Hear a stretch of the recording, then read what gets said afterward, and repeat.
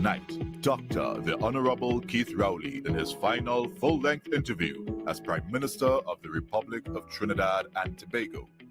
Unedited, uncut, on the record. From Mason Hall to Whitehall, the closing chapter.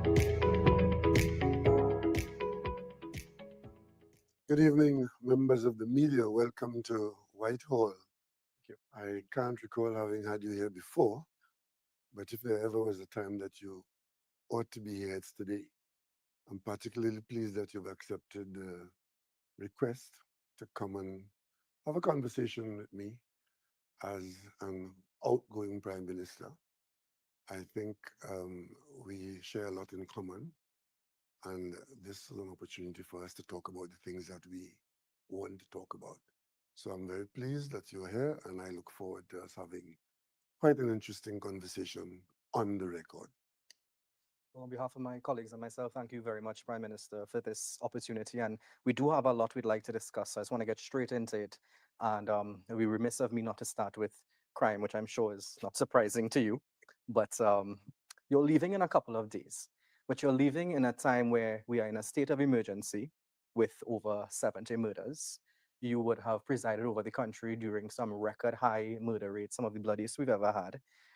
We have a situation where your police service is arresting the police commissioner. We had a situation with the SSA, and overall, people just don't feel safe.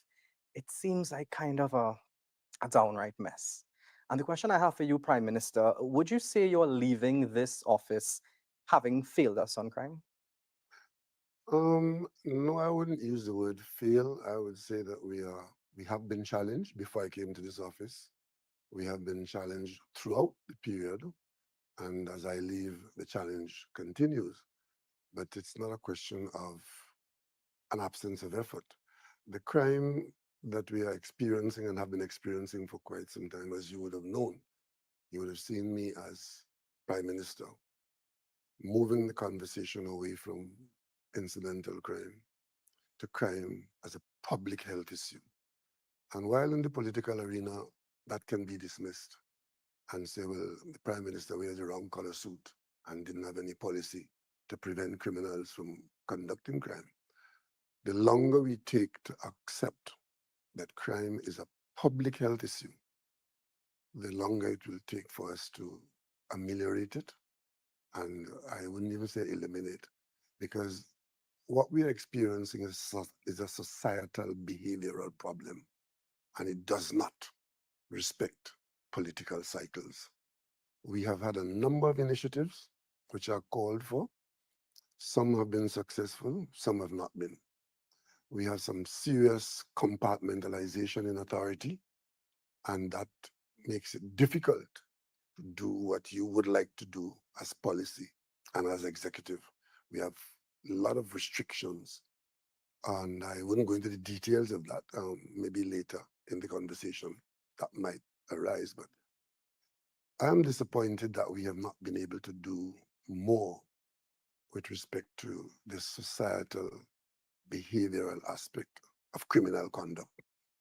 And it is something that is not a feature of this person, this race, this geography, that geography.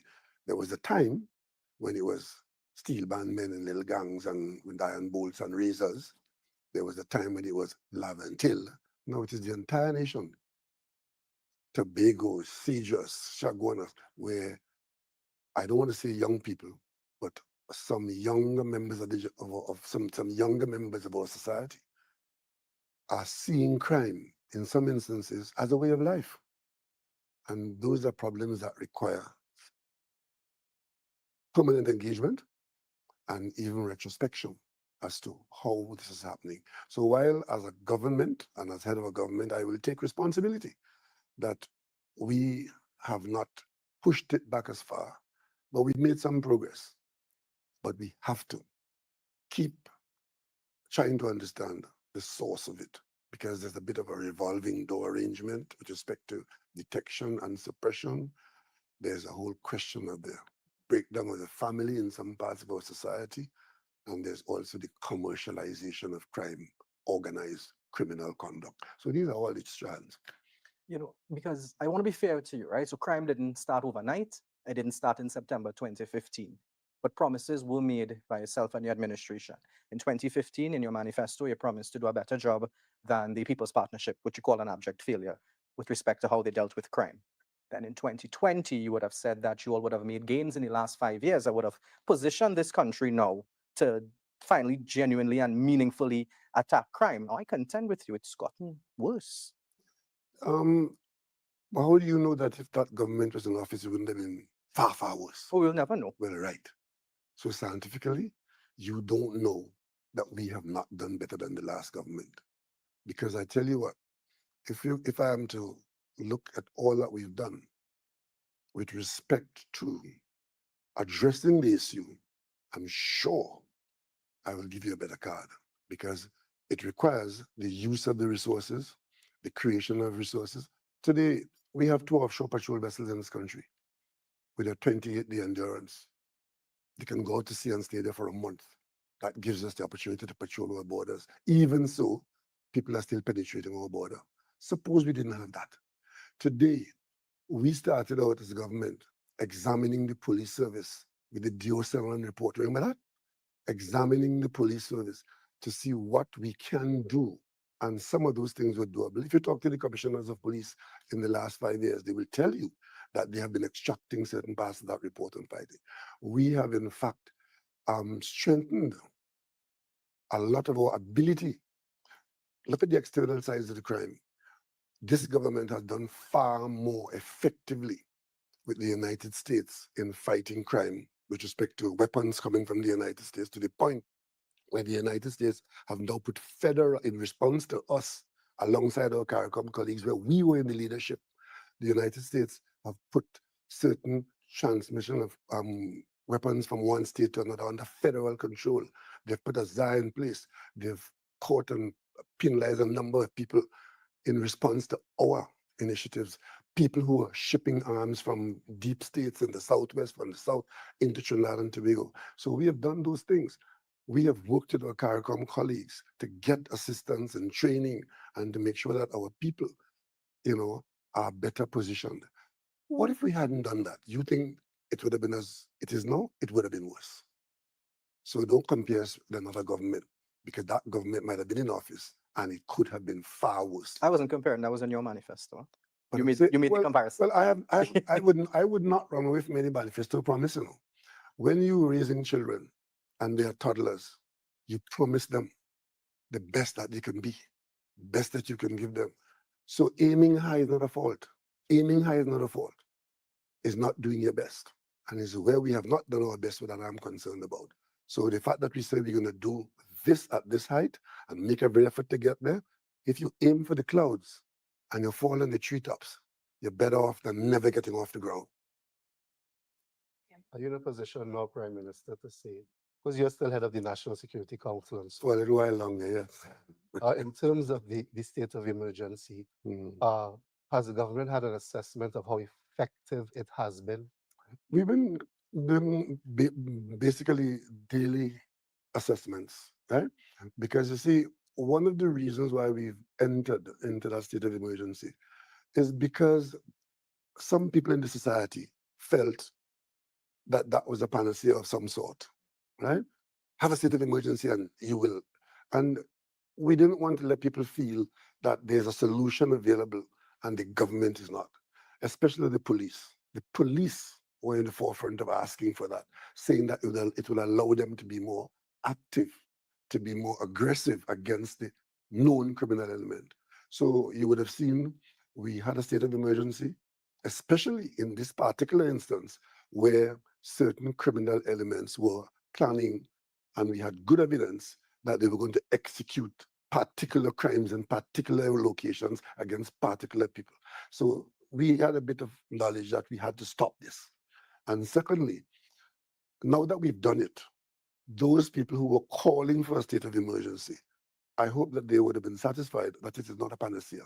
It allowed the police to do certain things, but it does not prevent the criminals from carrying on with what they had intended to do in many instances before. So you will see the police continuing their high level of activity, and the state of emergency, which should have given them some extra. It has not removed the revolving door. It has not removed the criminal mind. It has not removed the commercial enterprise in crime. And of course, it has not it has not opened the government to more authority in fighting crime. Because I tell you something, once a person is arrested for a crime, the executive, the government, has virtually no role except to pay the bills, all the way to the Privy Council and back and forward. So it's not as straightforward and as simple as it appears to some people. Will there be another extension of the SOE? Do you see that happening? Well, I would not be in the cabinet for that decision, but at this point in time, I think we've done enough, and I don't expect that we would rely much more on that approach, because the police would have been seen to be doing certain things, and now we can continue along certain lines without an emergency. And you would have seen us not going for a curfew and not having certain things done, but the whole focusing on those people who are carrying out criminal commercial enterprises, but you loosely call the gangs, because that's what they are. They're commercial enterprises that are not law-abiding.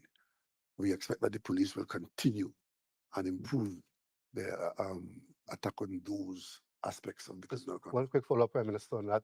When Minister Young and Minister Hines announced the SOE, I was at the press conference, and one of the questions I posed was the issue of the sustainable approach once the state of emergency ends, so that whatever gains are made once there are, you do not lose those gains, because well, that is police work. That is police work, and I think I wouldn't want to speak. I would not want to speak for the police on that, but I look forward to see you speaking to the police leadership and the Minister of National Security, whoever she or she might be, on that aspect of it. But what you just said there is really the continuation of the policing of the country, and not just the police services, the security services, because the policing is not a standalone issue, even though we talk about the police. Prime Minister, if I may, you are leaving office. You're preparing to leave office. I want to find out from you, how difficult is it, or was it, to govern Trinidad and Tobago? Well, you would have heard at least one prime minister I can think of, but I think possibly two I know of, who would have said that Trinidad and Tobago is a difficult country to govern. And it's largely because we are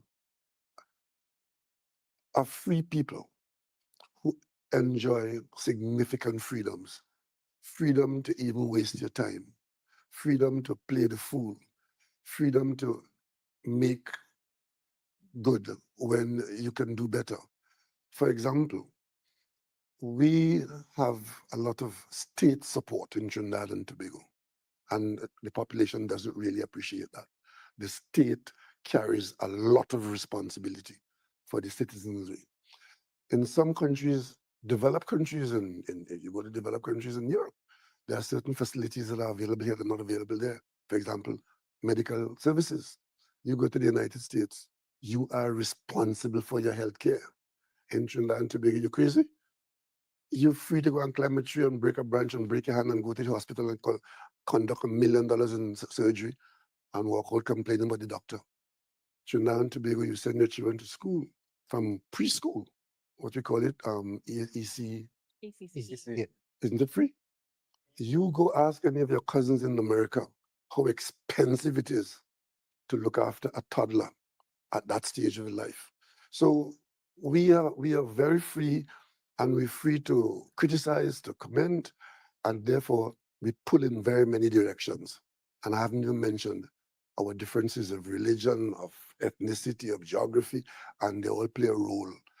And what the governance requires is to bring them all together to a common purpose. When we went to play that football against the United States, the game that we lost here, that was for me a moment in time when the entire nation had a common purpose. Around independence in 1962, we didn't have a common purpose, even on independence, because as a child, I remember hearing the reports coming from Marlborough House every night. And our teams were at Marlborough House and we were almost not going to get independence because they couldn't agree on independence. It was towards the end and a moment of magic between Dr. Williams and Dr. Capileo that it came to a head. So there are very few moments when we come together. In fact, because we practice a certain kind of politics, it is a politics where some people believe that you can only succeed if you drive us apart. If we come together, if you're not in office, you're going to fail. So you have to drive wedges. So it's a very difficult country. But that difficulty is the challenge when you come into office. So how then do you think the citizenry is going to remember you in your 10 years as Prime Minister? What is your hope? So what I tell you, I haven't given that much thought. Fair. But I think I understand what you're asking me. Some will remember me for what they didn't get. And some will remember me for what they achieved during my tenure and what I did to put them in a better position. You may not believe this, but I have a stack of thank you cards in my office at St. Anne's from some people who saw it fit for one reason or the other to buy a card, write it and send it to me. And the ones that I appreciate the most are the ones that tell me how the policy or how the action would have put them or their children in a better position going forward. But I do have some of those. I want to follow up with my colleague's question about governance, because part of being Prime Minister is picking the best people for your cabinet. And I want to ask about a particular national security minister that you've backed for quite some time. I remember back in 2018, Edmund Dillon was replaced as national security minister. That year, I think we got 517 murders. Fitzgerald Hines has been national security minister since 2021, I believe. And since then, we've seen record high murder rates. But you've defended him at times. You never removed him from office, never replaced him. And I just want to know, and I think the public wants to know as well, that confidence you have in Minister Hines, where does it come, that unwavering confidence? Where does it come from, and why was he never removed from office? Well, you see, because I do not, and I did not believe that getting the better of the criminals is only about the minister. Because I was in the opposition when the administration before mine had, I think, 6 or 7 people in national security on rotation. That did not put an end to the criminal behavior of the criminal element. So as a scientist, by training, I will conclude from that a minister or a large number of ministers or a rotation of ministers does not safety and security make, because one government practiced that. In my governments, I've had 3 ministers of national security. First, we had Edmund Dillon. He served for a period of time, and you would know he didn't have an easy time. Then you had Stuart Young, and he wasn't having any easier time. And then you had Fitzgerald Hines, and he wasn't having it. You just got a bit better in criticizing him. The point I'm trying to make is this, is that the battle that we have been fighting, starting, if you go back to Mbao, which was Mohini? Mbao Mohini, or what's his name from the army? He was there before. Any one of them. What we did have that required our engagement, looking for safety and security, were ministers of government who were seeking to engage this societal problem of excessive violent crime in the society. And all of these ministers would have been treated the same way by you, because none of them, right, was said, this minister is in office and the crime therefore is disappearing, right? So this is not about Fitzgerald Hines. To ask me about my confidence in him, yes, I have confidence in him, because there's a requirement of a national security minister to treat with confidentiality, to treat with purpose, to treat with respect, to treat with concern, and all of those behind closed doors. So what you would have seen about murders, that is only one side of the whole security panoply. right? So do you think crime has marred your legacy a bit? I am not in the legacy business. You see this thing about legacy and legacy and legacy? I'm not in that. I was in the business of saying that this country has been good to me. I am the first person in my family to have gone to high school in a public policy that came just in time in 1962. I was in the class of 1962 when we got independence, among the first batch of young people here who did common entrance and went to secondary school. So when I got into the political arena, it was about what can I do? Because other people before me sacrificed. Right? I wasn't about running to get the best paying job in the country because I had offers to work for oil companies. I chose not to do that. I worked for the state. I worked for the university. And throughout, I always felt if I could contribute so that the next generation could benefit, that is what I'm about. If you want to call that legacy, well, then so be it. Prime Minister, I'm just wondering, just to follow up on that point quickly, about $60 billion or so in expenditure in total, if I have the estimation correct, during, let's say, within the last 10 years of your administration on national security. And there are those who may say, well, okay, you've had that expenditure, but we've seen the issue, murders in particular, the challenges that you have expressed. We've seen some gains. What about anyone who's wondering, was that money well spent in that particular cabinet portfolio? Well, the first thing I would say to that is that the vast majority of that salary and wages, I would think probably about 80% of that was salaries to the people who have been assigned the job of responding to the criminal element. So let's start with that. It sounds good when somebody talks about, oh, we spent $60 billion in crime. Are you implying that we shouldn't pay the police? Are we paying them too much? Because I know there are others who say that they should be paid more, right? But the bottom line is that $60 million, when you break it down year by year, the bulk of it starting with is salary and wages. And then after that, the equipment for the ones you have hired. You see how they treat motor cars, right? I as Prime Minister can't tell them which car to drive or how to drive it. But if you go out in Walla Field, you'll meet about 2 acres of land, paved in police motor cars. And I couldn't look on, right? At one stage when I was in the Manning government, that problem was there. And we put a fleet manager in the police service to try and get the fleet. A simple thing like that. We see them doing that. And the argument was there was no proper management of the fleet. So we put in the system a fleet manager. It made no difference. As a matter of fact, the fleet probably got out there faster. Right? So I don't think we have got full value, but we have got some value. And the same can be said about many areas of governmental activity. And maybe in our personal lives as well.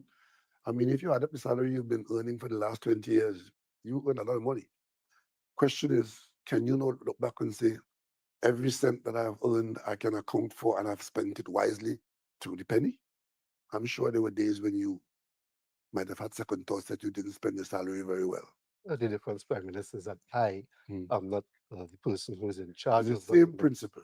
You're in charge of the budget. It's the same principle. And as a matter of fact, you have total control of your budget. The government only has partial control because once the systems are in place, okay, I see you shaking your head and saying, how could I say that? You know how I feel when I see a commissioner of police transferring somebody who might be a good ne'er-do-well, and the person can go to the court to complain that the commissioner has transferred me, and the court is not concerned about why you could have been transferred because the commissioner is of the view that you're not in the right place. But you can go to court and complain. You could be a wastrel, only concerned about the gazette and where you are on the gazette and when your promotion is due, doing no real work. And then the one who's doing the work gets promoted. You go to court to complain that you have been bypassed. The court promotes you. And that could get you up to the level of commissioner of police while you are just a general wastrel. Go ask your colleagues how hard you worked.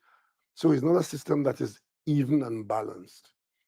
you call on the prime minister or the minister, do like this country and do like that.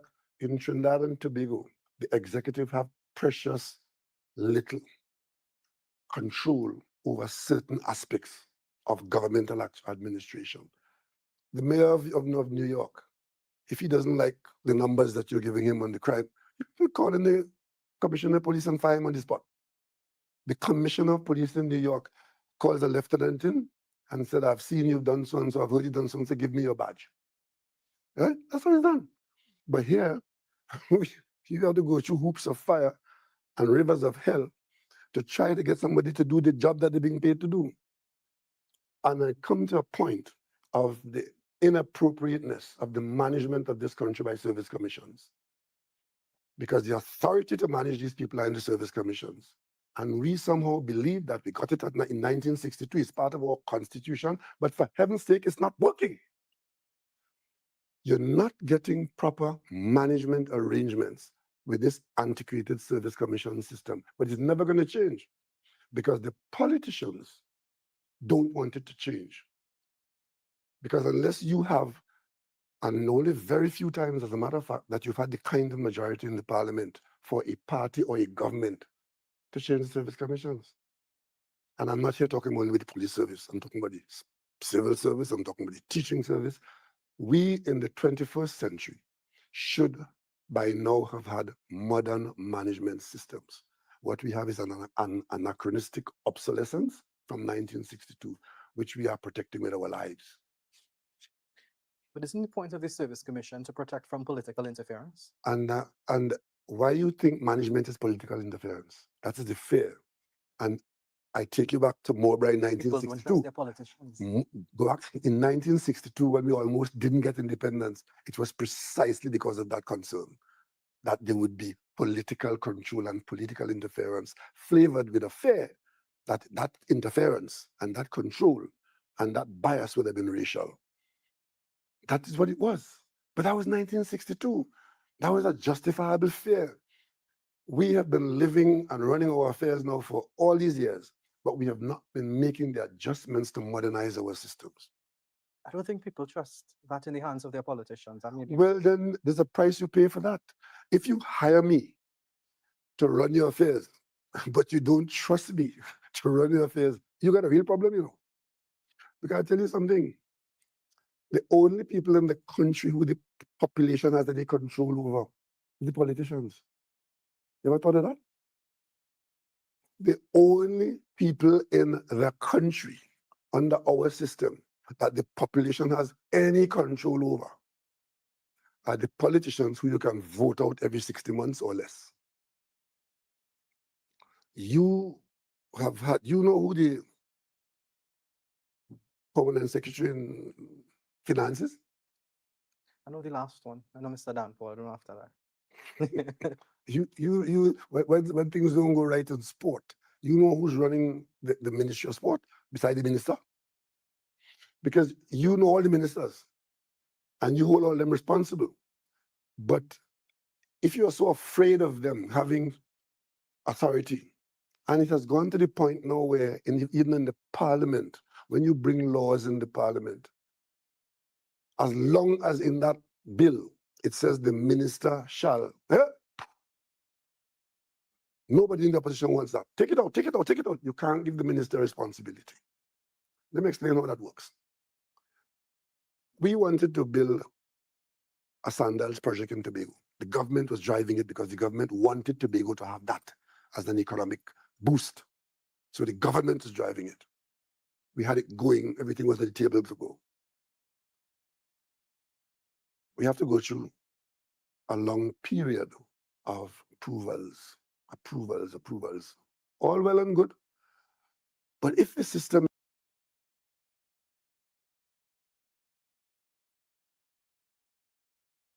hasten, then that approval process becomes a drag. So as I'm talking to you now, I think it's more than 2 years now, we have been working on the approvals process for the Marriott Hotel at Rocky Point in Tobago. And the last I heard about that, we were out, the approvals process was asking for some study of the ocean conditions off the coast of Tobago. Yeah? The coast of Tobago is no different to the coast of Barbados, to the coast of St. Vincent, to the coast of Jamaica, with respect to hotel and land. And even if you want to study how the drainage will go in, so that's about 2-3 months' work. But in St. Vincent, where the authority lie with the Prime Minister and the Cabinet, they did all the approvals for sandals inside of 9 months. And the project was executed and is now contributing in a magnificent way to the economy of St. Vincent's. We are still studying the sea cockroaches and the coastal longshore drift. But if there was a ministerial authority, and that authority is tested by the population on a regular basis, because if a minister goes and does something ridiculous, you get fired by the people. Well, last year, people fire a permanent secretary or a CEO. Let me give you another example. We have a series of CEOs in this country earning good money, probably the best earners in the country. Under law, they're required to provide annual reports to the minister, and the minister is to provide those reports to the parliament. You can't get more order than that. It's not happening, whether it's local government or whether it's state enterprise. Sometimes when local government reports come into the parliament, they're 10 years old, but there's an accounting officer in that department. You tell me when last the population was ever interested in that? But if you say me, well, the Minister of Local Government should. But the bottom line is the systems that we are supporting are unproductive systems. And the people who are protected are well protected. So we were so concerned about that and try to change it as a government. We call all the CEOs to the Hyatt, do you remember that? And spoke to them about it. And even threatened them that if your report does not come in within the end of the first quarter of the succeeding year, that the government is going to be upset. You can't threaten them beyond that. Do you think that changed anything? As far as I'm concerned, the systems protect that kind of behavior. And if I, as minister, try to use a heavy hand, you're more concerned about my attempt to use the heavy hand to get it done. Not if you explain it to us and you're transparent. about it. Explain. A lot of times we don't know what happened. You want And an we see one explanation? side of the story and we don't know what happened. No. You weren't interested in one side of the story, because No, that's all. the side of the story you're interested in is that you always hold, and I come back to the point, the only people that you hold accountable are people in the political arena or in the government. Nobody else. So, Prime Minister, sorry, go ahead, please. Prime Minister, I just want to change that conversation just a little bit because you're touching on leadership. And if I can quote you, you said within that last 10-year period, I've heard you say it many times actually, leadership is not about being liked. This I've heard you say. And in terms of your communication style, some people have criticized you and say that it is direct, very much so as to what you're doing with us right now. It's a direct conversation. Some may say it's too direct, even abrasive, and that it feels disconnected with the regular man. What are your thoughts to hearing words like that, that persona that the public has of you, that you're a bit harsh? Well, How do you feel? Do you feel connected to the regular Joe? very, very much. Because you see, whatever I am, I didn't become that with office. You see, if you are in office and the office makes you walk a certain way, talk a certain way, behave a certain way, then you are a new creature. Whatever I am is what I've been. I try to be respectful. I try to be fair. I try to be responsible. And as long as those three attributes are what I am, I think I qualify to interfere with public business. I know there are some people who would have issues with who I am, but that's who I am. And that's who you asked to manage your affairs. And then I have a responsibility now to manage it to the best of my ability. And that's what I think I've done. So, as a son of the soil for Tobago specifically, if I could throw the conversation onto the island, how do you think the people of Tobago feel about you with respect to the development that would have been under your tenure? I think the majority of Tobagonians are cognizant that my tenure in office would have brought some significant improvement to the affairs of Tobago. I think such persons would know that if I had the opportunity to do for Tobago, I would do, and I've done my best. There's still some outstanding problems, but there are some people in Tobago, in the political arena, of course, as usual, who believe in magic. I don't believe in magic. There are people who are telling me, as I saw in the papers today, that my tenure is that I have failed to give Tobago internal self-government. Now, the amendment to Section 75 of the Constitution, the Constitution says that a minister of government is a minister for Trinidad and Tobago. For decades, we tried to give Tobago autonomy within that context, and that was the origin of the birth of the Tobago House of Assembly. So through the Tobago House of Assembly Act, you were able to put an executive in place alongside ministerial authority. But if you want to sever that ministerial authority, to put separation of executive authority between Trinidad and Tobago, you have to have a certain number of seats in the parliament that will vote for that. The NAR had it with 33 seats. They had a 3/4 majority. They could have changed any part of the constitution. And for reasons well known to the then Prime Minister, he made no move to do that. I had a conversation with him when he was out of the office of president long after that, and I asked him about that, and he answered me. But the bottom line is, with 22 seats in the parliament, a colleague in Tobago demanding that I give Tobago internal self-government, it have more mad people outside than you have in the mad house. You need a 3/4 majority. The opposition will have none of it, because their argument is, we're not giving Tobago, or we're not giving Tabakit. Tabakit is bigger than Tobago, and is not getting that. Why is Tobago getting that? And some Tobagonians actually side with them against us.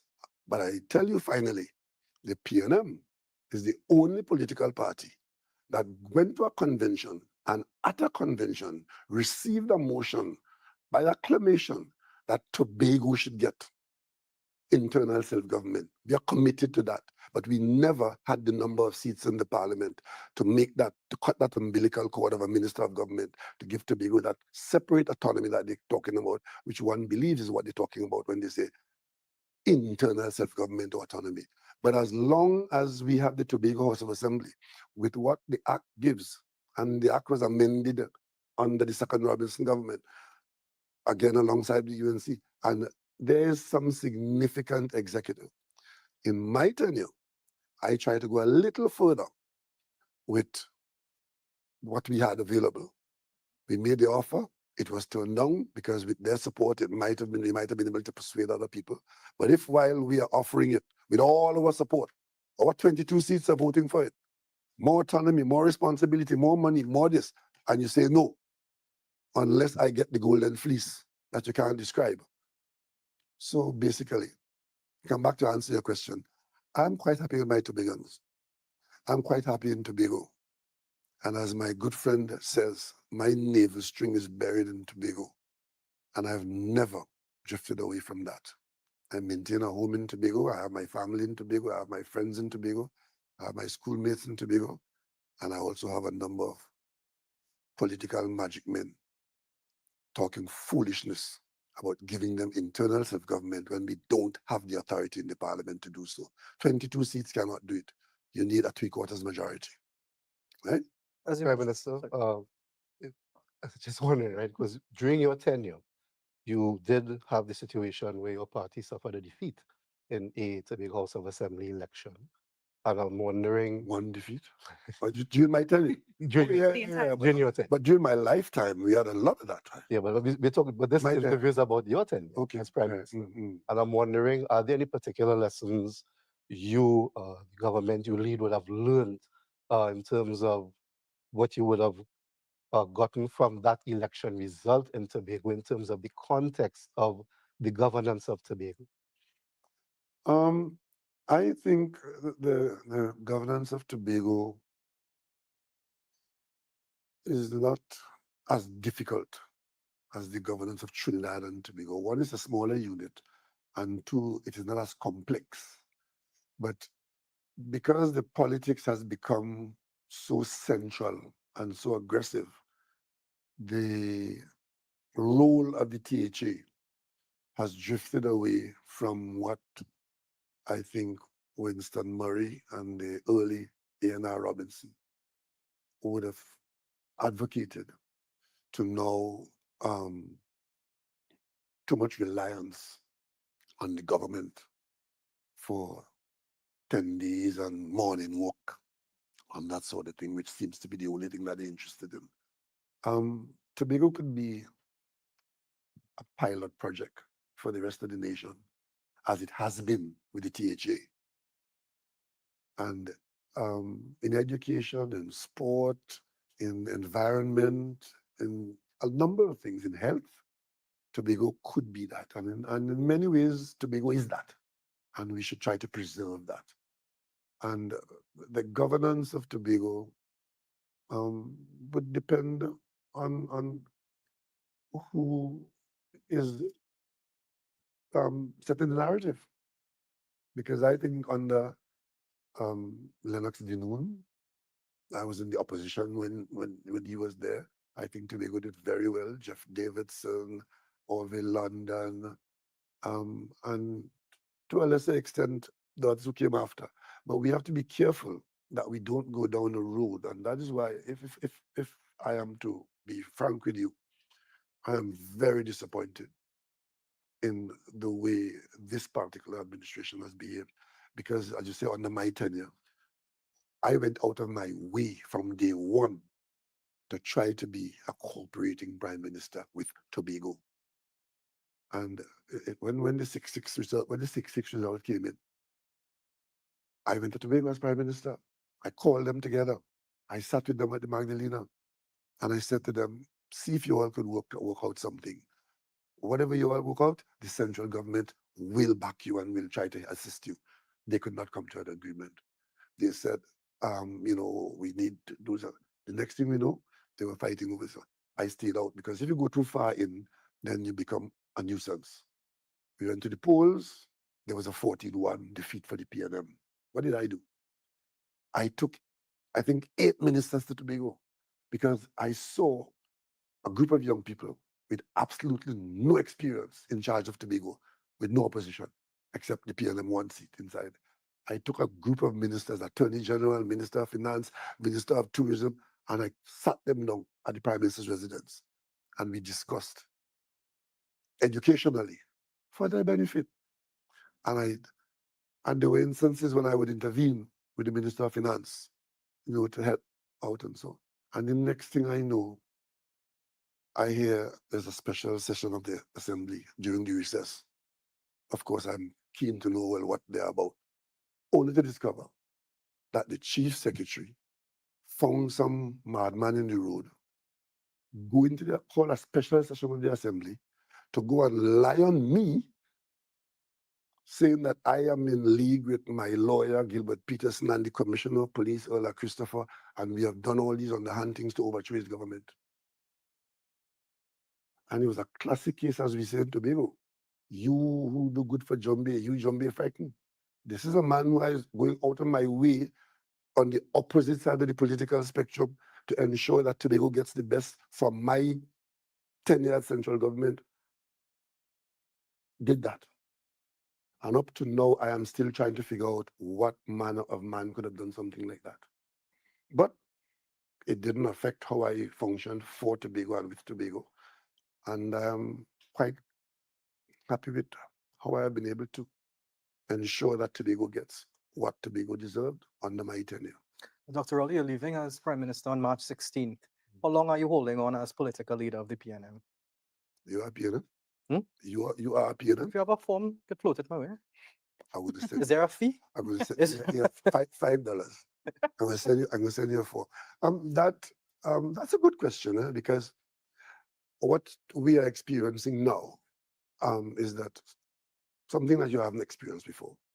And some people are trying to anchor it in something to do with the Constitution and I am ensuring that the country, as far as I'm able to, within the law of the country and the PNM Constitution, I'm trying to ensure that there's a smooth transition so that when I move out of this office, that whoever moves in, that the country will not be disadvantaged, that the country will even benefit. And that is done within the constitution of the country. And the same thing with the PNM, that when I move out as political leader, I don't scatter the pearls. I ensure that the PNM, if I am able to, is strengthened and not weakened, because a strong PNM makes a strong Trinidad and Tobago. And that doesn't tell us when, though. So are you Well, holding, you're holding on to the election? That's why I ask you, because that question coming to me from a PNM person. No, it come from the public. The public has an interest in the PNM as well. Well, I'm glad to hear that, especially you. But Public in the media have an interest in the PNM. yeah, You man. don't need a form. Just treat us fairly and we go to. So you're holding on until elections, or? There are two separate streams of activity here. One is the activity in the government, and the other is the activity in the party. And you will see it unfold if I'm to quote one of my colleagues today. Because you're going to have convention. Sir, you're going to have Mr. Stuart Young, who's the leader of the government, and we're going to have you, who's the leader of the governing party. Do you think you'll be hurting or helping Minister Young by holding on to that position? Because now we have this two-headed entity. No, I am not holding on to anything. I told you, we are in transition. And that transition is to ensure that the PNM is not disadvantaged and that the country is not disadvantaged. Because the way this was handled, right? I remember speaking very early to PNM stalwarts, some of them your supporters as well, your friends, and they would tell me, look, this is going to be a bit messy. And let me tell you a story. We were there in Tobago when you made the announcement that Minister Young would succeed you as Prime Minister. And it was the first time in my 14 years of journalism that I saw PNM MPs move almost UNC-ish. Because on my drive back to my room to write my stories, I got calls from your MP, some of them very upset with you, selling out everything happening inside that closed door meeting. And do you believe you handled it the right way? Some people thought it was a bit messy. Some people felt you did it in a way where you felt that was the only way you would have gotten Mr. Young in that position, somebody that you've been grooming for that position for a while. I am not at this time in a position to discuss details with you. But suffice it to say, I've been in the political arena for 40-odd years, and I learned a few things. And one of the things I've learned is that you have to expect anything. What you call messy is what I call par for the course. They called you a dictator, you know. They said you move like a dictator. They said you betrayed them because this is not what the principles you stood on when you became political leader. Listen, you would have been different. if I'm the only dictator that runs the dictation by way of a secret ballot, and I could live with that. I could live with that. The selection of a member of the parliamentary caucus to lead when I turned down the offer was done by secret ballot. And you could jump high or you could dig low. That's a fact. It might have been the first time. It may not be the last time in the history of this country, but certainly it was the first time. And for those who thought that the only way we could live is the way we lived as toddlers when we are in fact geriatrics, that's not logic. And you're talking about messy. Have you seen a smoother transaction? I came out of General Council last night, 8 o'clock. The General Council has approved last night in a smooth meeting The General Council has approved a request by the political leader to go to a special convention on Sunday. You call that messy? I call that brilliant. The question I had, my colleague would have brought up some of those points, but I'm looking at the issue of the constitution. That Which constitution? the constitution of Trinidad and Tobago. Oh, And not the party that you lead, not that constitution. equally important. Eh? And the issue of Section 76 and so on, command majority of the seats and whatnot, that has been traditionally the person who is the political leader of the party. And I'm wondering, because we've heard from the opposition saying, well, you know, be prepared, they'll be legally challenging this new prime ministership and so on. But is the government satisfied its interpretation of that section of the constitution is accurate and allows for this unprecedented appointment of a new prime minister? Well, you said the government. Well, the Attorney General advised the cabinet, but the action of the Prime Minister with respect to his personal willingness and with respect to casting a vote in support of somebody in the caucus, which I didn't do. Right? I didn't cast a vote for Stuart Young in the caucus. It's my choice. Right? But what I would have done is to ensure over my tenure that the people I brought into the political arena, that I partake with them from my experience, from our party strength, and from our country's resilience. That's what I have done. And for those who talk about traditional, all traditions start with a first time.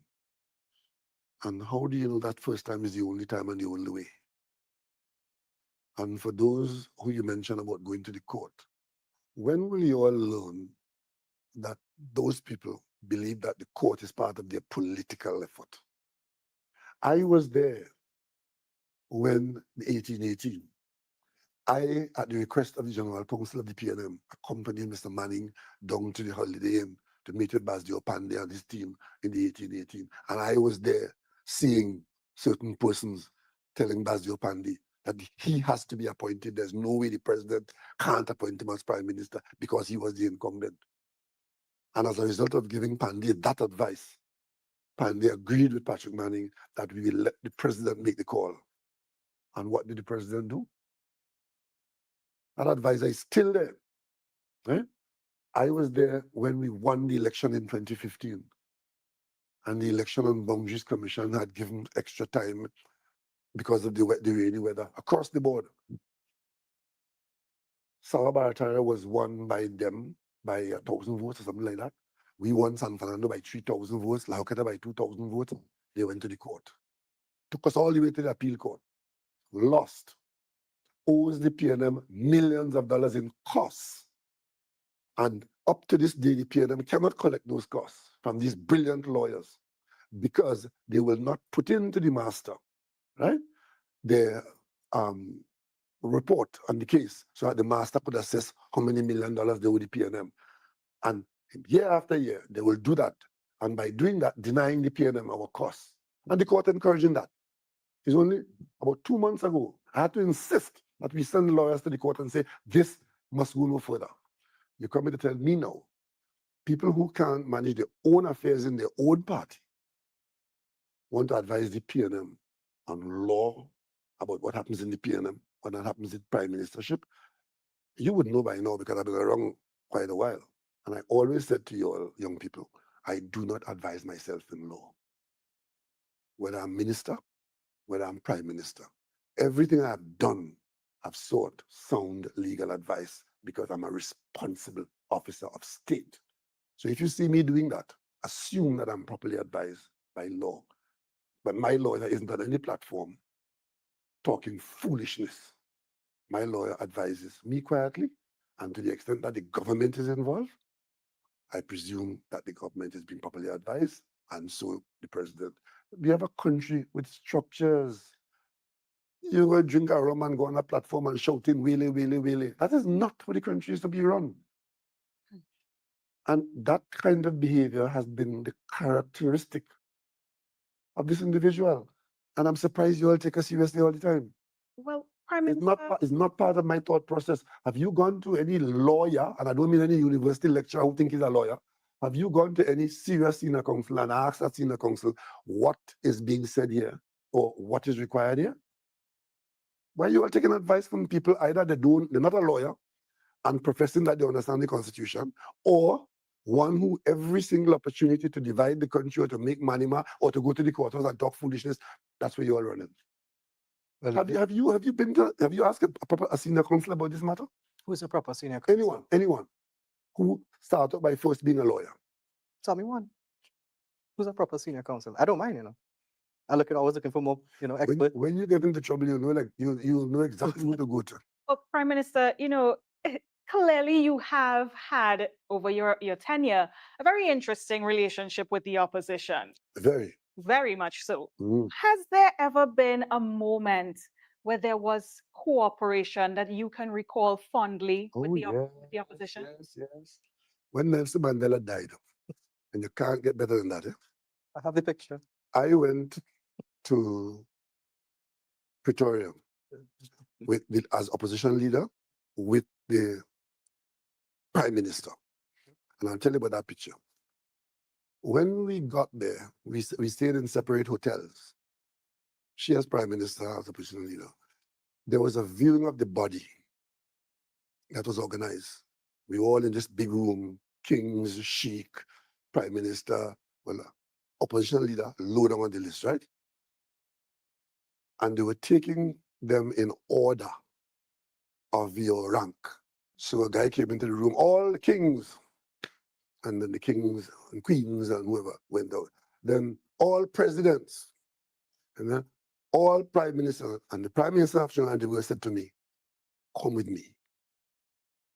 And I pretended to be her husband. Yeah, a political husband. And that is how I got on that coach, because we were driving. So we went together as a pair and went through all the security systems like that. And we went, and together we viewed Nelson Mandela's body. And for me, that was a moment, one of the moments of my life, being there, watching the last of a man like Nelson Mandela, who meant so much to all of us. But on the way there, we traveled in the same car, right? And while I had my own car, she had her own car, we traveled in the same car to this place. Before we went off to view the body, we were held. So on the way to the holding home, and she raised with me the issue of the unsatisfactory pension system in the parliament and for judges. Because at the time, Chief Justice Clinton Bernard, Yes. was in the news having some very challenging arrangements, having been Chief Justice and falling so far behind that he couldn't manage his personal affairs. And it was in the public domain, and the Prime Minister raised it with me. And I said to her, bring the note, bring the bill, and we will support it. And she said, okay. And the conversation moved from that to discussing the arbor on the highway, because Pretoria is lined with trees, and as a botanist of some sort, I started talking to her about these trees and enjoying the drive. When we came back, so those two moments, to answer your question, were rare moments, but they existed. When we came back to Trinidad, the bill was brought to the parliament. But of course, any bill to give better pension to judges or to prime minister will cause a certain amount of rah-rah, na-na, and comparisons and so on. But as leaders of the country, we have to get beyond that and do what is the right thing. When the bill came to the parliament, the opposition led by me is prepared to support the bill. And the government disowned its own bill. In response to the little public, the government disowned the bill. I stood alone as opposition and said, I support this. And I said, when the PNM comes into office, we are going to fix it. And the PNM won the election in 2015. And as government, we fixed it. That's how it goes. So when did it turn sour then, the relationship between both of you all? It's very combative, very adversarial. You know, people look at And Mr. Manning and Pandey and say there was at least some respect there. let me tell you something, right? Since you're asking the question, all I will say to that, character matters. Character matters. I would tell you, you may not know, I was very friendly with Basio Pandey. I am very friendly with Omar Pandey. I'm very friendly with Michaela Pandey. I'm very friendly with Anthony Smart, Selby Wilson, because they're first and foremost fellow citizens of mine. They're professional people, and we share the same room. We argue over the same bill, so I respect them. But if your conduct is such that I don't require to respect you, I just wouldn't respect myself. That opposition leader facing a difficult election with me as opposition leader, you know what she did? She organized for members of her cabinet and the Speaker of the House to come to the Parliament and put on the Hansard that my father is a rapist and I'm a rapist. That's on the Hansard. Character matters. I want you to think about that. So while there were these sublime moments in South Africa, there were horrible nadirs here in Trinidad and Tobago. Then what And is... if it is that is what you have to do to win political office, then I wish that I would never have been there. But you ask me about my legacy? I have led my party to many election victories. I have supported election victories with other leaders in my party. I've had many nights where the PNM was defeated. And at the end of it all, I feel as though I have contributed and my organization was worthy of the public support. So what then, Prime Minister, do you see the role for future leadership in terms of bridging that divide right now between parties? What would that look like in the future to you? There's no, it all depends on who is leading the organizations. It all depends on how they behave. It all depends on how they see it. If you see the country as a place where you set out to divide and get the bigger half, and then you rule the whole place by being in control of half or 49%, then you will behave in a particular way. I am still trying to figure out, I'm still trying to figure out what would have gone through the minds of that group of people, because it wasn't one person, it was the speaker who allowed it to happen, because that outrage came with an approval by the speaker, Wade Mark, to allow a picture, because you know you can't hold up anything in the parliament. You can't bring any picture or any document and hold up in the parliament.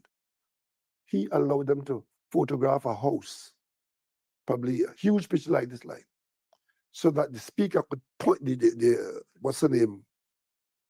The woman who was talking. She could point to this house and put on Hansard, that is the house in which the opposition leader raped somebody. That's not Hansard. The speaker allowed that to happen. The prime minister allowed that to happen. And you know what's worse? After it happened, and Vanilla came into the lounge, the prime minister came up to her and in my presence congratulated her for a wonderful presentation. So let's not waste any more time with that. Well, Prime Minister, you talk about the issue of future. Yesterday, you did make some remarks concerning the future of the economy, Trinidad and Tobago in general, with respect to the issue of the deal for the supply of natural gas from Venezuela, be it Dragon or any other deal. And I'm wondering, what is the state of play in the context of what we've seen with the present U.S. administration led by Donald Trump, some of the policies that he's announced, And is this deal completely in jeopardy? I would say that the deal is part of the international marketplace, where we have always known that we are a small fry. In economic terms, we talk about being price takers. How much oil sells for, how much gas sells for, we can't influence. We're just too small, volume-wise. It is the same thing in the political arena, where these things go in phases and cycles. At one time, when we were just talking about LNG, Patrick Manning was the prime minister, and Amoco was the big dog in Trinidad and Tobago in the oil business. And you had to deal with Amoco and Amoco's understanding of the situation and so on.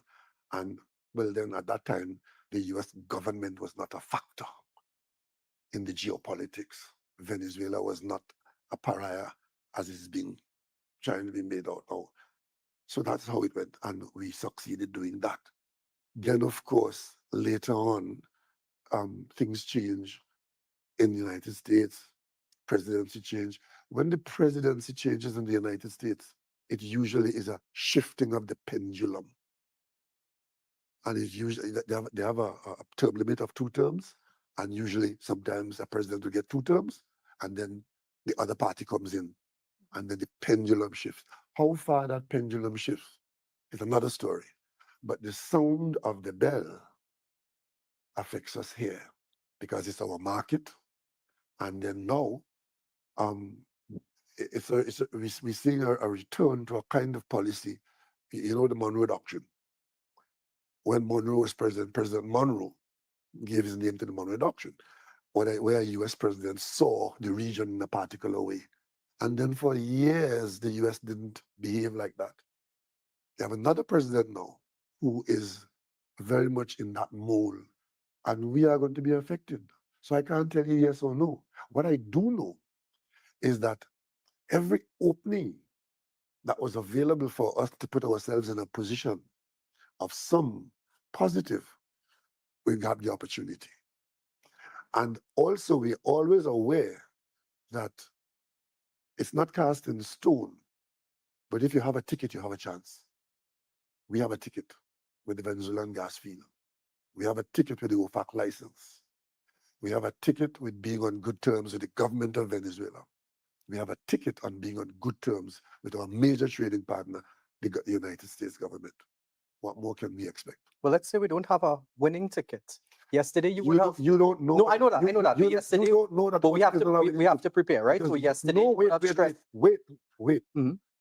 You will only know if the ticket is a winning ticket at the time of the draw. Yeah, but we can't gamble with that. People catching the tail right now. And what would you do? What is available to you? Can you go out and say, well, I don't care what happens in Washington. I don't care what happens in Venezuela. I need that gas over there, I go and take it? No, not at all. But what I'm going to ask you is that yesterday you would have stressed how important it is that this materializes. If it doesn't. Because I want you, not me, right. I'm retiring. Right, yeah, exactly. I want you. But what is the plan? I want the children to understand how important right, so it feels like a lot of the eggs in one basket, if not all. What is plan B? What is our plan? I'm glad you said. What happens if it doesn't happen? Plan B is that we are seeking to extract every resource that's available to us within our border. That's plan B. And that is why in the area of hydrocarbon, we are out in the deep water, we are on land, we are in the shallow water, trying to get all that's in our border. Plan B, the Guyanese and the Surinamese have confirmed supplies, building up their reserves. They're looking for market. We have gone to them. We've made arrangements with them where once it's economically sound and we could get the agreement sometime in the distant future, they could look in our direction. Plan B is we don't only rely on oil and gas, but we do everything else that we can do, right? Which is getting into manufacturing. That's why we built the most modern manufacturing park down there in Forest Park. No, to add to all the parks that we have. And of course, in our policy, our economic policies, that we support our private sector in the non-oil. And that's why when the oil and gas earnings were down in 2022, we did have a good basket. We didn't collapse. Our non-oil sector, while numerically cannot earn the kind of monies that the energy sector can earn because of the nature and the value of those resources, we still do everything else, whether it is tourism, whether it is finance, whether it is agriculture, we do all of that. But at the end of the day, the height at which we've lifted ourselves in quality of life, best known to us, can only be supported by something that brings revenues on the scale of the hydrocarbon sector. And that's why we don't apologize for going there. We stay there as long as we have the resources. And where we don't have the resources, where we share the resources, like the fields that are on the border, that's not egg too. That is an egg too. We didn't put all the eggs in one basket. We went and got the unitization process cancelled. And then, through diplomacy, got Venezuela to agree for us to extract our portions from those partial fields where we share the field with Venezuela. That's going on right now. And of course, right, we've gone and made arrangements that if we do bring gas to market, our earnings from that gas, we've changed the formula. So that's a lot of eggs in the Trinidad and Tobago basket. Prime Minister, in our pursuit of oil and gas, which we are seeing as vital at this stage, there's also a major bell that's being rung globally, which is the climate crisis. How do we find balance in trying to have energy production, but also have environmental protection at the same time? Good. Well, you see, we in Trinidad and Tobago, there's something called the Trinidad and Tobago model. In the area of hydrocarbon worldwide, there's a Trinidad and Tobago model. You know that? Gas for us here is not just a fuel burning or electricity. Gas is a raw material that creates products that the world needs. Climate change or no climate change. We are a major supplier of fertilizer. We are a major supplier of ammonia, urea, and therefore, our bringing gas to market, we are able to bring it to produce products that will survive in the global response to climate change. As coal is removed and dirty fuel removed, diesel and so on, LNG is the clean fuel. When you go, before you write your story, go and Google the projections for LNG use in the next to 2050. You will see it's a growth path. So if you're producing LNG, you're producing the clean fuel. So we are not unmindful of the climate change challenge. That's why we are building almost 10% of our power supply in solar right now. Later this year, by mid-year, we'll begin to get solar power from the solar park we're building, getting solar power clean. And you know why we're doing that? Because the world is changing. The people who are using the products that we are going to sell to them from Point Lisas, if we are not contributing to the cleaning up of the environment and using sustainables, they will put surcharges on our products in some of our markets. So to protect ourselves, even if we don't want to go to solar power, we have to do that so as to be able to protect the value of our products in the marketplace. All that we're doing. And it's being done in Trinidad and Tobago because we are properly engaged. We understand it. We know the threat it poses to us. We know what we're required to do, and your government has been doing it. We have 100 megawatts of power. I think it's 111, something like that, of solar power. And we got it, not by us, taxpayers funding it. We brought in the oil companies because they too know that if their business in Trinidad and Tobago does not have a component of sustainable, but look at what happened. BP was going full speed ahead in renewables. The leadership has changed. BP has changed its position now and is reversing to do their core business now back in hydrocarbons. So it may not be as easy to get BP to do what they did with us here. when the policy in London was to be more solar conscious. So this is more about what the government is doing currently, but in terms of what your citizenry could do to help mitigate the effects of climate change and disaster risk reduction, what more would you like to see from people in Trinidad and Tobago? Is that first you have to be aware, and secondly, you have to take it as something that you are responsible. Do you think Trinidadians and Tobagonians feel responsible? No. We don't get as connected as we should with these matters, because many people believe that is not their concern. Even you put it out there, you talk about it. You know, the government offered free light bulbs so as to reduce the consumption of energy, and you get it when you go to pay your bills, right? So people know about it. And it has come to my attention that people have gone and have turned it down. They've gone to pay the bill and the bulbs are available. Not interested. I don't want it. And the only reason why that could happen is because the actual real cost of energy is not being faced by the average person. If you compare what somebody in Barbados pays, or in Jamaica or Antigua for electricity, you will understand why their citizens will not do something like that. Because electricity is a huge chunk of their budget. In Trinidad and Tobago, even though we complain and people try to frighten you, oh, they're going to raise the price of electricity, we're still among the cheapest. And the effect of that is that the citizenry is not as responsible as it should be. You're going to buy a car in Trinidad and Tobago. You know anybody who ever discussed with you the fuel consumption of that motor vehicle? Yeah, I wish they did. I wouldn't have bought a Subaru. Right.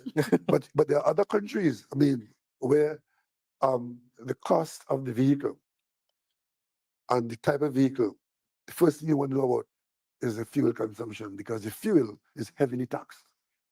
And once you buy a vehicle that is a gas guzzler, what you're doing is just paying tax unnecessarily. So you want a vehicle that is, much better in its gas consumption. But we here, we were spending, you mentioned a while ago, $60 million. Well, billion or so, billion. Yeah. $50 billion Over the for 10. policing. Yeah. But did you know that we spend $28 billion in subsidy on gasoline in that same kind of period? Inclusive of the closure of the refinery. No, this has nothing to do with the closure. I'm talking about that $60 billion you spoke about is over a period of time. For national security. And I'm saying in that similar period of time, we spent $28 billion in fuel subsidy. Meaning, we paid the fuel bill for people, many of whom could have paid their own bill. But because the policies and the programs in the country were such that these things were deemed to be subsidized as the way of sharing the wealth of the country, that is what we did. But we came to a point now where we couldn't afford that level of subsidy. And I was the Prime Minister at the time when we couldn't afford that subsidy. And we had to make changes. When we made those changes, what was the reaction? The reaction was you had some people organizing march and banging things, and not that, hey, we've come to a point where this is not the best way to go. We still have $1 billion in subsidy going on. And you will hear people saying, people who are supposed to be in the know because they're in the business, deliberately saying, we've removed the subsidy and the government wicked, and there's no subsidy. $1 billion every 12 months we spend on fuel subsidy still in this country. And people still are not fuel conscious. They're not. In my own home, you ask my wife, she'll tell you. When I tell my wife, you pay the light bill. If this marriage is going to work, you pay the light bill. Because like all our shares in T&T, every morning I have to go through the house and turn off all the lights.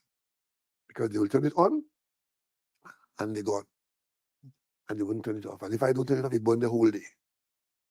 So we have an understanding in my house. I mean, it's understandable for the public to be upset because remember, a lot of people's salaries haven't moved for a while. I mean, yours did recently, yeah? But a lot of people's salaries haven't moved for a while. So you're increasing the cost of transportation.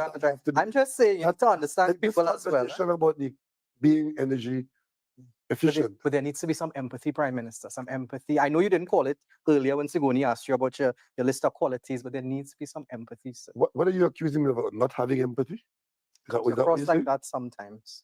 I'm not saying you don't, I'm saying it comes across Listen, like that. if I didn't have empathy for the people of Trinidad and Tobago, I wouldn't be in this job. I started out with that empathy. How could I contribute to the next generation of people? I ran a constituency for how many years? For 9 times I go to the polls in Diego Martin, and the people of Diego Martin just don't think I don't have empathy. They think I represent them well, because I made sure, right, at every level where the interests lie, as their representative, that empathy you're talking about, I expressed that to them. And that is why they elected me 9 times. Empathy is not something that you pull out of the air, you know. It's something that you are part of. I am part of Tobago, I'm part of Diego Martinez, I'm part of Trinidad and Tobago. So no narrative by any handler about my empathy or lack thereof. And you know, what do you know about me? Whatever you tell us. You don't know him. I read your book recently. It was really nice. You know the job I chose when I became a geologist? I discovered that there were Caribbean people, hundreds of thousands of them, whose lives were at stake, exposed to active volcanoes, right? And there wasn't a single geologist in the Caribbean who was trained in volcanology to be able to advise governments in civil defense. And I did that as my profession. And the first volcano I worked on that was active, right? When the population was going that way, I was going that way to the volcano. And it was only when I got married and had a wife and had a child that I decided to put myself as part of the equation. Because many days I would go to work thinking that today could be the day when I get my comeuppance. But when I had somebody to go home to and a child to look after, who I wanted to know her father, I started thinking differently. And when I came into the politics of Trinidad and Tobago and agreed to be a senator and was persuaded to be an MP, it was on the basis I would do this because I think I can help the people who require what I may be able to contribute. So I am not in this empathy talk that makes good stories and nonsense from people who don't know you. And a lot of people who don't know me like to talk about me. That's a good thing. It means that I've kept some aspect of my life semi-private. Do you still follow the science, Prime Minister? Volcanology and geology? Still keep up to date? On my computer, yes, and I have a few friends I'm still in touch with, but hopefully I'll do a bit more of that now, because I still have some colleagues who I'm hoping that I could spend a bit of time with. And Yeah, sorry, Jules, go ahead. I know you're very much into agriculture as well.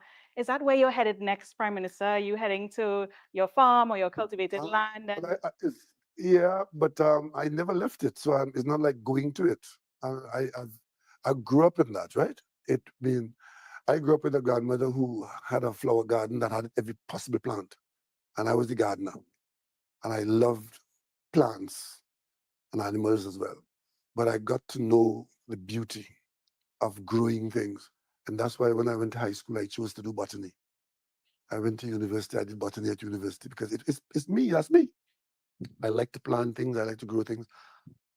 Ever since I came back, we always had land, we always had farming activity around me. When I was in high school, vacation time, I had, well, not even by choice, but I mean by force. I had to be involved in what was going on. So, but I never left it. So now that I have a bit more time, I might get more involved in it. And it's something I really enjoy. so you're expecting a harvest soon, maybe this season? Actually, we have the harvest I'm looking forward to. We just got 10,000 yam seedlings from Ghana. It was given to me by some our connections out there. And we've planted them around Trinidad and Tobago. And I'm really anxious to see how it comes out. They haven't they'll start growing and we'll get crops. and hopefully we can propagate that among the farming community. And I find that exciting to grow, and to reintroduce the 4 species of yams that they sent to us. And it's like a pilot project. We have 2 locations in Tobago, one in Shagarama, 2 in Shagaramas, one in Chaguanas, and so on. And we hope that it will produce something interesting. Yeah, I always find that what's next question to be quite difficult because someone said, one's true future is a place not traversed until one gets there. Who said, who said that? No, I'm You did in your book. And I do have a question for you with respect to your future. There was a time where when you traveled for healthcare, you would come back and report to the public and on how it went and things like that. Now, you haven't done that for a while, and you did have a couple of health concerns while in office. Did that play any role in your decision to step down, and are you leaving us in good health? Thankfully, the answer to that question is yes. And the reason why I have not been telling you anything different is because thankfully nothing has gone.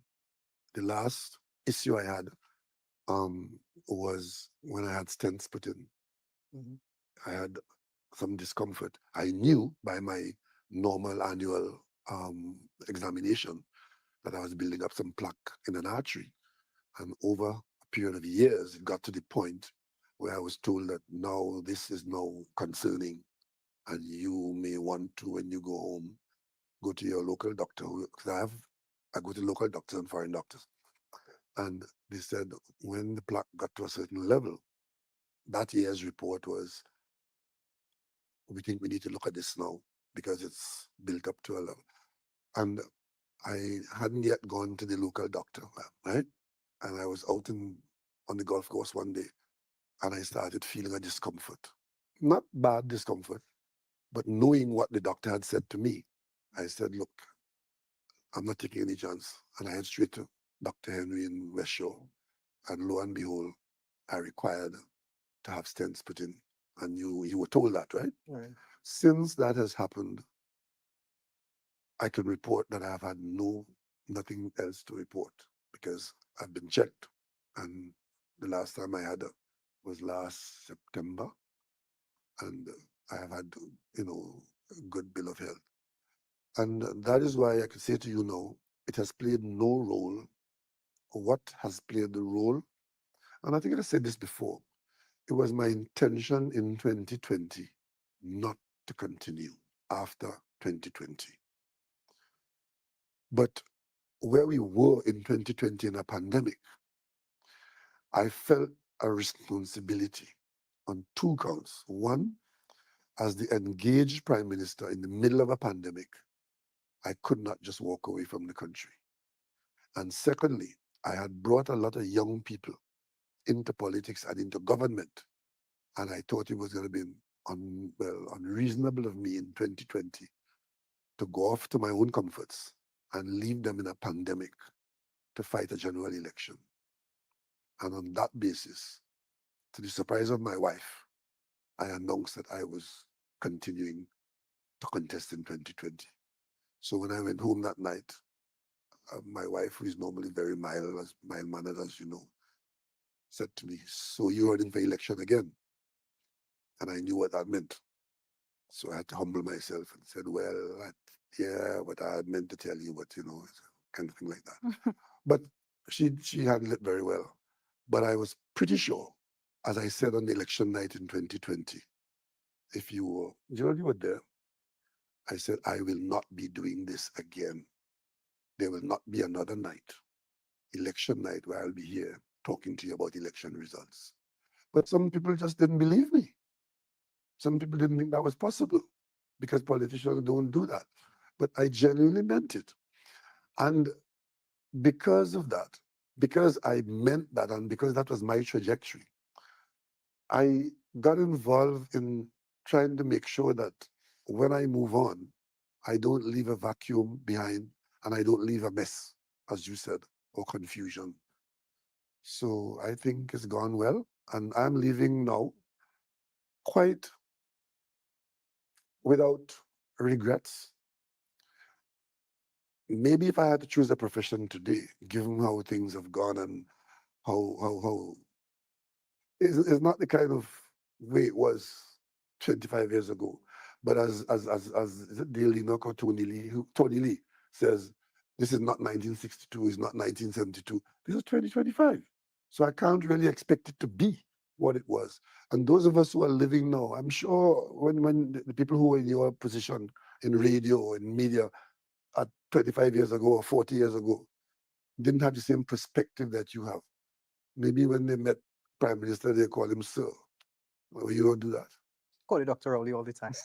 And sir, and Prime Minister.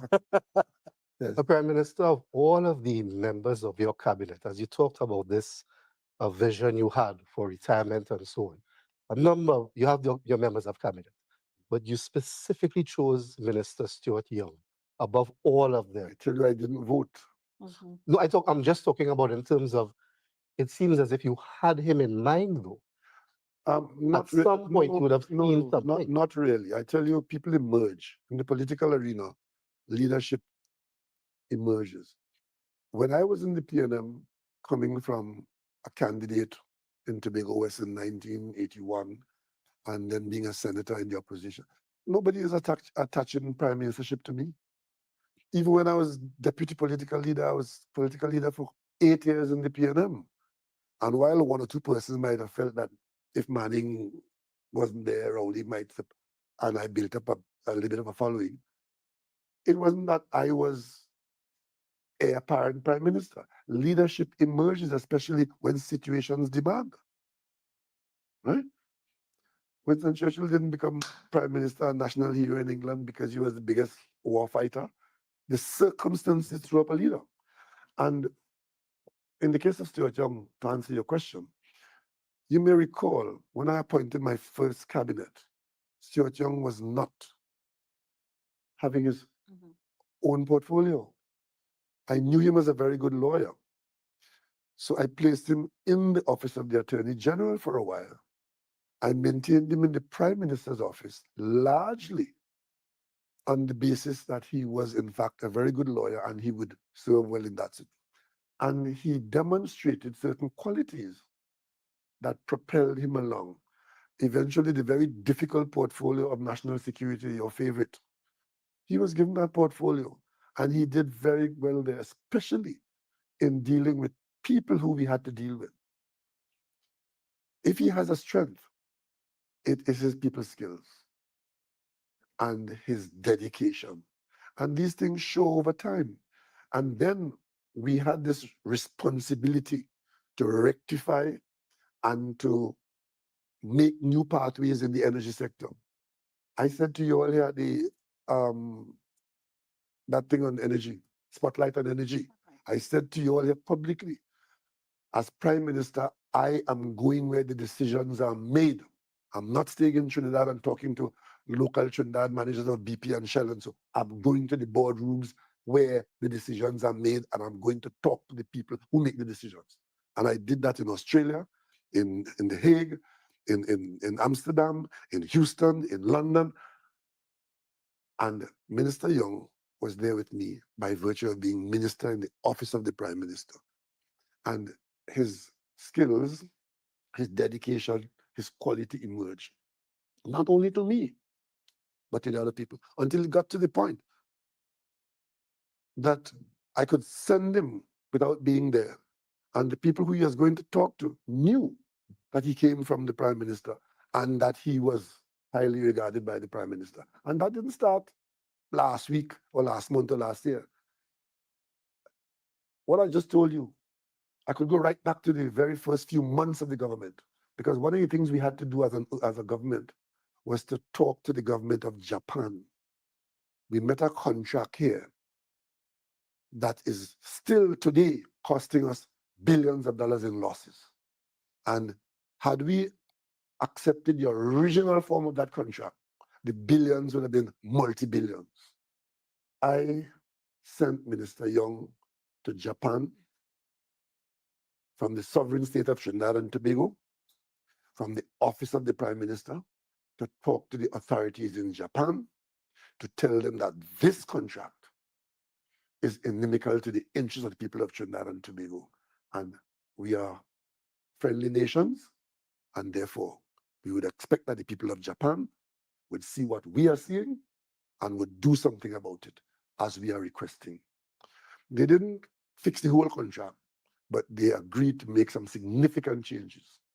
Those significant changes were made, the contract was improved, and the improved contract is now only costing us, in losses, $1 billion. Ask yourself what the losses would have been if we had not done that. And that was Minister Young's first responsible arrangement away from the office of Prime Minister. And over the years, and it's not to say that I have a number of ministers in the government. Look at Minister Dayal Singh, longest serving Minister of Health. His performance during COVID, right, is a performance that I admired, because he was fortunately a person, he's a pharmacist. So his relationship with that technical team from the Ministry of Health that emerged during COVID, that saved so many lives. There are people in this country who don't want to say that. I will tell you, that team led by Dr. Roshan Parsham saved many lives in this country. And as a team, the country did well. We lost about 4,300 people tonight. The richest nation in the world lost 1 million people. The British stopped counting. And I don't know what India counted, because we never got a figure from India. In one Italian city alone, they were brought to their knees. We in Trinidad and Tobago had people in the cabinet, in the public service, in the government branch. We have made some significant, we just had a CEO at WASA, because we have restructured WASA. We are trying to make WASA more efficient and have our dollars less spent in WASA, because WASA gets about $2 billion in subsidy a year. I don't know if you know that. And if WASA is more efficient, then that money could be reduced and it can go elsewhere. So it took a long time. The chairman of WASA today, right, has done a tremendous amount of public service. Mr. Nanga has done a lot of public service to be able to bring WASA to where we are today, right? The work that Minister Gonzalez is doing, going out there in the communities and finding those water sources in communities and bringing water to them from their communities. So that's a novel approach, and it's working well. But good news doesn't sell in Trinidad and Tobago. A handful of people will tell you about everything that's wrong in this country. That might be cool, because there might be a lot of things that are wrong, a lot of things that are not going well. But the sound of their voices must not always drown out all the good things that are happening. Look at young people. There are some people who don't have a good word to say about young people in this country. But you come out there on Panorama, to Youth Panorama, and watch these young people from Sangre Grande come in town and win, and watch them from San Fernando and Tobago, and you ask yourself, are these the young people of our nation? And the answer is yes. And not all of them have a gun in their hand trying to kill you. The vast majority out there doing well, hoping to be model citizens and to contribute to a nation. And they need to be led by people who can see positive sometimes. If you run in your show and all you could talk about is how things bad, you're never going to improve. You have to be able to separate the wheat from the chaff. Not every day is going to be a good day.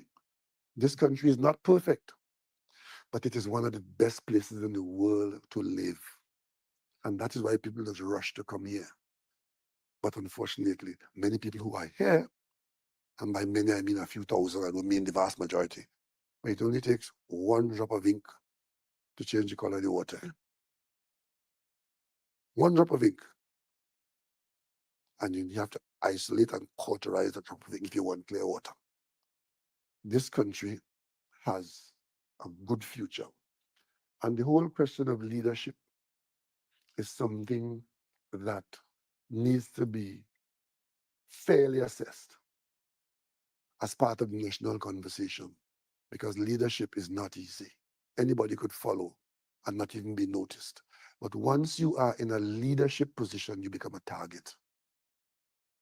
for everybody. Some for good, some for evil. And if you're afraid of that, don't accept leadership. I have accepted leadership in this country. And that's why I'm not angry, except with one person who did one thing.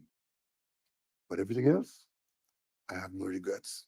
As a matter of fact, I think I have put my life to service. So I sing in the bathroom sometimes. And my favorite tune is from Sound of Music. Somewhere in my youth or childhood, I must have done something good. Thank you, and hope to see you again sometime. Thank you, Prime Thank Minister. you. Thank you. Thank you, sir.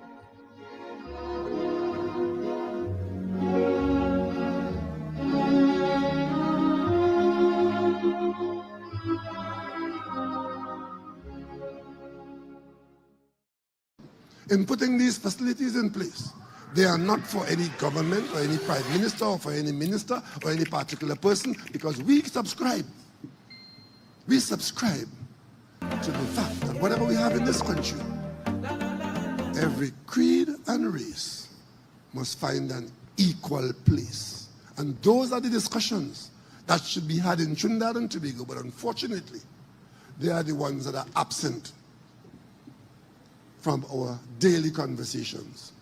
But I'm confident that we are on a solid foundation. I'm confident that this building, to be populated by some of the best professional healthcare deliverers, encouraged by the academic strength of UWI, and supported by the people of Trinidad and Tobago who are to be the beneficiaries, we will move from strength to strength so that we can see a new hospital as a guarantee of improvement in healthcare delivery. But that guarantee will only be assured if we take on the responsibility where each of us do what is required to be done. There's work for the government, there's work for the public service, there's work for the professional team, and when you come in here to use it, all I can say to you, appreciate it and say at least you are in a country that prioritizes healthcare and you are the beneficiary of that national prioritization. Thank you very much, and we look forward to our future. This is the voice of the PNM. T&T, this is your invitation. On Sunday, March 16th, the People's National Movement is calling you from every town, every community to gather at the historic University of Woodford Square from 2 p.m. as we proudly present the 41 candidates for the 2025 general election. Hear from our Prime Minister, Dr. the Honorable Keith Christopher Rowley, incoming Prime Minister, the Honorable Stuart Young Senior Council, as they usher in a bold new era of governance for Trinidad and Tobago, and a powerful lineup of speakers, including your new PNM candidates. Be there as the leaders of today and tomorrow address us in Woodford Square. Don't miss performances by top soca artists, dance performances, tassa drummers, rhythm sections, and more on Sunday, March 16th from 2 p.m. at the University of Woodford Square. All are invited. Wear your red, meet your candidates, and be part of history. Great is the PNM.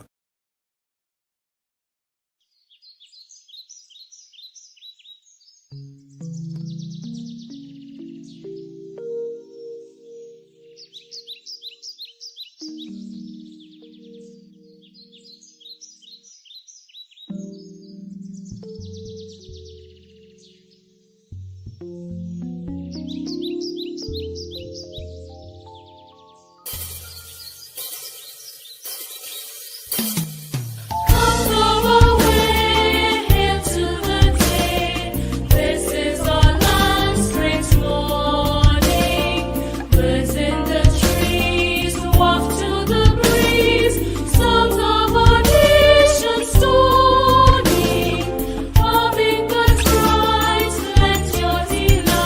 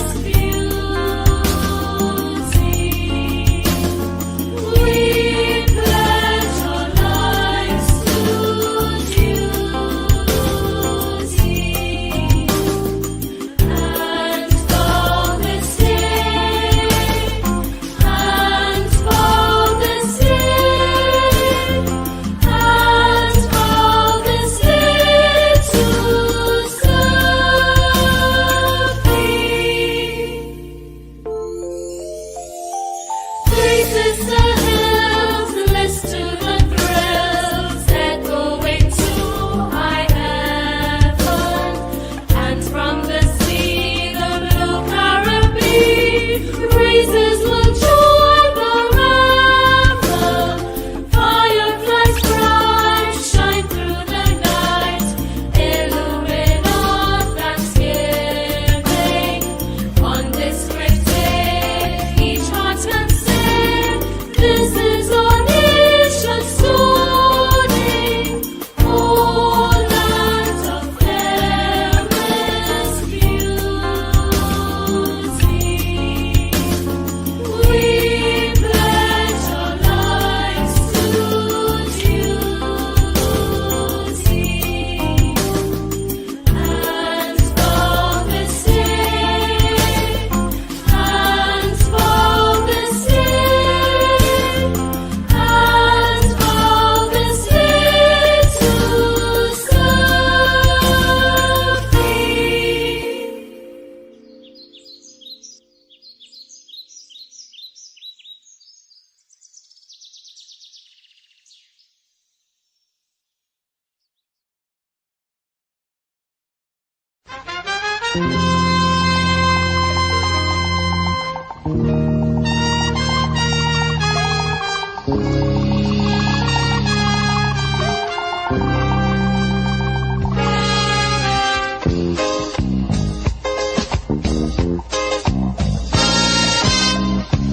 Now the election back and I'll die away. In short, this is what I have to say. Let us forget fights and grudges.